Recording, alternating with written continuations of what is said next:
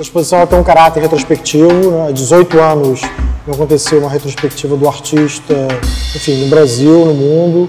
Então ela tem uma intenção também de ser didática, de atravessar todas as fases de trabalho dele, desde o início da produção, meados dos anos 40, quando ele ainda pintava, né? Quando ele ainda realizava pinturas figurativas, chegando ao seu desenvolvimento do cine cromático, sua relação com a arte cinética, né? Seu pioneirismo no desenvolvimento da arte cinética no Brasil e especialmente na América Latina, passando por fases dos anos 60 e 70, onde ele teve a madeira e o design, né, como meios de transformação e meios de pesquisa, chegando aos anos 80, onde ele vai articular a pintura, a ideia de pintura com materiais ordinários, como o barbante, ou então instrumentos eletroeletrônicos, e finalmente chegando às últimas fases de trabalho dele, as fases mais recentes de trabalho, melhor colocando, onde nessa exposição, pela primeira vez, o público vai ter acesso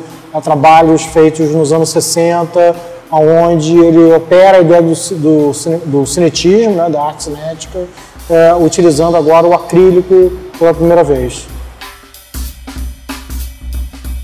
Então, o Palatinic ele nasce em 28 e com 4 anos ele em Natal, e com 4 anos ele segue para Tel Aviv, né, antes de ser criado o Estado de Israel, então era Palestina.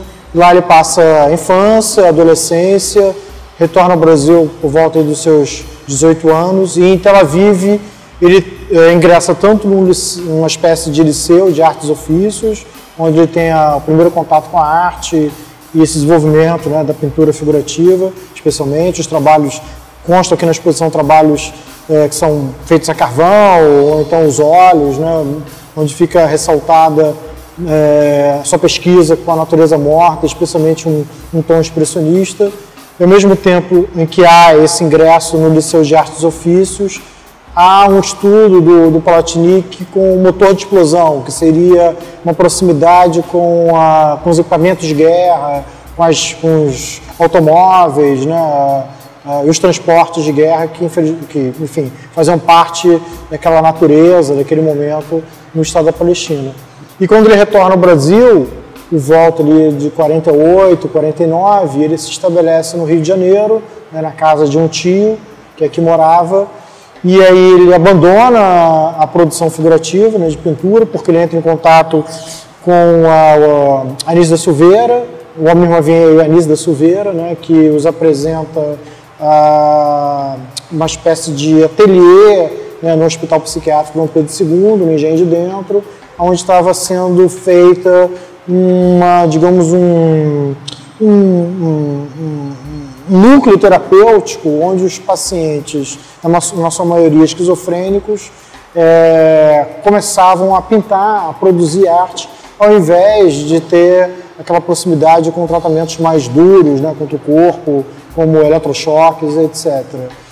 E essa produção era admirável, porque eram internos do hospital psiquiátrico, não eram artistas, nem sabiam o que significava o conceito de arte, né, não tinham acesso a revistas, nem a museus, e produziam trabalhos muito próximos de uma linguagem de um Matisse, ou de um Cézanne, né, ou de um Paul Klee. E aí, com isso, o Palatinic ele se assusta, se admira com essa produção, abandona a produção figurativa e passa, a partir desses ensinamentos que ele teve de engenharia, técnica dos motores de explosão, a experimentar o que em pouco tempo seriam os aparelhos cinecromáticos, né? E a partir da exploração, da construção, da criação do aparelho cinecromático, ele ganha uma notoriedade no Brasil, porque com essa peça, ele vai participar da primeira Bienal de São Paulo, em 51, e dali a sua carreira deslancha. O Palatinic, ele vai, na minha opinião, ficar mais próximo dos artistas venezuelanos, tais como o Soto, o Cruz Dias ou o Otero, até porque eles vão participar da mesma galeria, vão ser representados pela mesma galeria em Paris, que é a Galeria Denise René, que era uma galeria que fundamentava, que propiciava a inclusão e a exposição de artistas que pesquisavam a arte cinética e a arte construtiva especialmente na Europa e na América Latina. Então, um outro artista, aliás, também importante, que teve exposições recentes no Brasil, o Julio Lepar, que é um artista argentino também bastante, que há muito tempo vive em Paris, foi outro artista e amigo próximo, o Platinic, no início das suas pesquisas sobre arte cinética. E esse conjunto dos artistas brasileiros, venezuelanos e argentinos, especialmente nessa ponte entre a América do Sul e a Europa, né, e tendo Paris ali como esse núcleo de fomento dessa produção, foi muito importante para o trabalho do Platinic, porque também foi uma situação de troca, né, onde ele pôde conhecer outros trabalhos, onde ele pôde apresentar os trabalhos, né, numa concepção fora do Brasil, onde ele começa a ganhar destaque. Hoje o seu trabalho faz parte de importantes coleções públicas e particulares.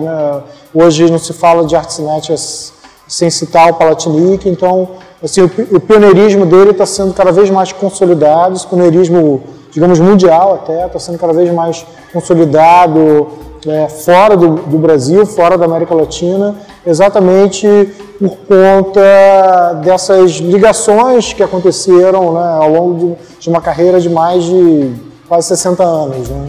Mais de 60 anos.